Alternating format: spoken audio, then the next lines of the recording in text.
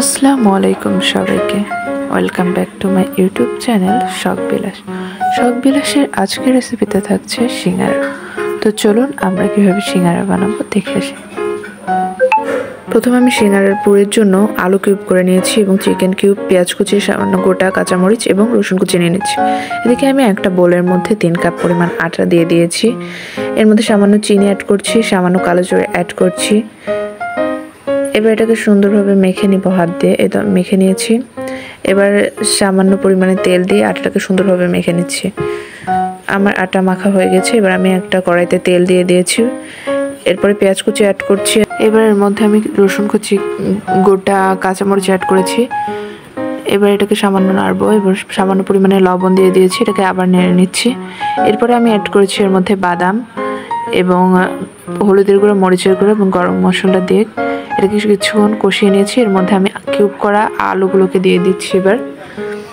এবার চিকেন কিউবগুলোকে দিয়ে দিচ্ছি। এবার এটাকে সুন্দরভাবে কষিয়ে নেব। নেড়ে চেড়ে কষিয়ে নিয়েছি। এই তো আমার পুরটা রেডি হয়ে গিয়েছে।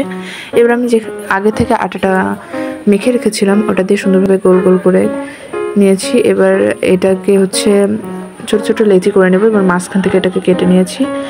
এবার এটাকে আমি সিঙ্গারা শেপ দিয়ে দিচ্ছি। সুন্দরভাবে সিঙ্গারা শেপ দিয়ে দিয়েছি। এর মধ্যে আমি পুরটাকে অ্যাড করে দিচ্ছি। এবার আমি উপর থেকে সুন্দরভাবে মুখটাকে আটকে নিব। এই তো আমার সিঙ্গারা তৈরি হয়ে গেল।